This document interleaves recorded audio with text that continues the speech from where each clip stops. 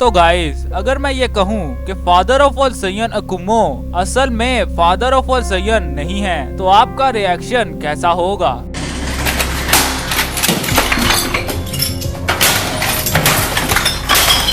और अकुमो भी तो एक सैयन है, तो अगर सैयन पहले से ही एग्जिस्ट करते थे तो इसका मतलब फादर ऑफ ऑल सैयन अकुमो तो नहीं हो सकता। तो आखिर असली फादर ऑफ ऑल सैयन है कौन? तो गाइस, आज की ये थ्योरी इसी पर बेस होने वाली है और इसके लिए मैंने दिन से शाम और शाम से रात कर दी और रिसर्च करने लग पड़ा कि आखिर फादर ऑफ ऑल सैयन है कौन, और वो मुझे मिल भी गया। तो बिना किसी देरी के शुरू करते हैं अपनी इस वीडियो को।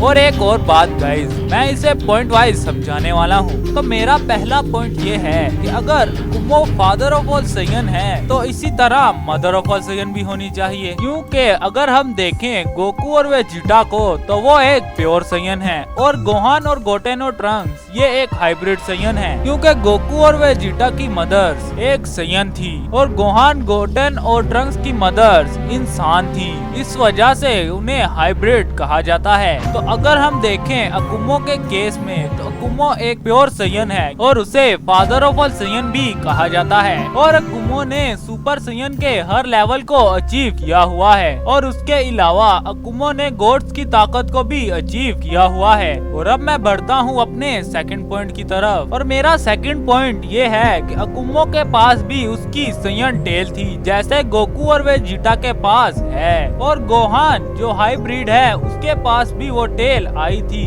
पर आगे गोटेन और ट्रंक्स के पास वो टेल नहीं थी। तो अगर हम देखें तो वो टेल सैयन्स की ताकत को बढ़ा देती हैं जब वो उजारू में बदल जाते हैं, और बिना टेल के वो सिर्फ एक इंसान लगते हैं, सैयन नहीं। तो अगर हम देखें तो सैयन्स एक मंकी हैं, तो अगर सैयन्स एक मंकी थे तो उनके पास इंसानों जैसी बॉडी कहां से आ गई? तो इस चीज को जानने के लिए चलते हैं अपने तीसरे पॉइंट की तरफ। तो ड्रैगन बॉल फ्रेंचाइज का मेन कैरेक्टर है गोकू, और गोकू की जो स्टोरी है वो काफी ज्यादा सिमिलर है सन वुकोंग की स्टोरी से। तो अगर हम सन वुकोंग के ऊपर नजर डालते हैं तो हमें पता चलता है कि सन वुकोंग भी एक मंकी है और उसके साथ साथ वो एक गॉड भी है और उसको मंकी किंग का भी दर्जा दिया गया है। तो अगर हम देखें तो मंकी किंग और सैयन्स में ज्यादा फर्क नहीं है, और ड्रैगन बॉल की सारी फ्रेंचाइज में हमें दिखाया गया है कि फ्रीजा ने कभी भी सैयन्स को उनके असली नाम से नहीं बुलाया, वो उन्हें मंकीज कहता है। तो अगर हम थोड़ा सा और रिसर्च करें तो हमें ये पता चलता है कि सन वुकोंग हो सकता है फादर ऑफ ऑल सैयन। तो अगर हम सन वुकोंग को देखते हैं तो सन वुकोंग भी एक प्योर मंकी है। तो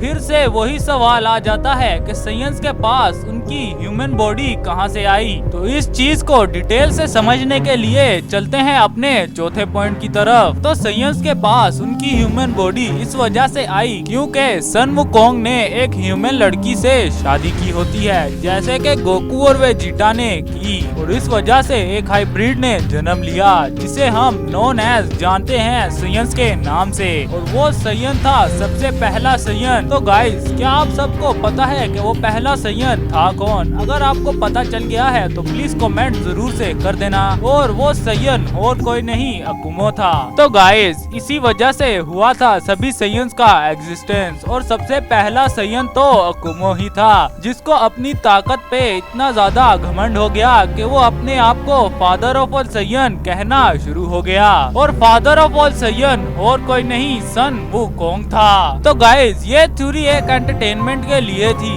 और इसका मेन स्टोरी लाइन से और अकुमो की स्टोरी लाइन से कोई लेना देना नहीं है। तो अगर आपको मेरी ये थ्योरी अच्छी लगी है तो चैनल को सब्सक्राइब, वीडियो को लाइक और अपने दोस्तों के साथ शेयर और कमेंट जरूर से कर देना। मैं मिलूंगा आपको इससे अगली किसी नई थ्योरी में, तब तक के लिए बाय।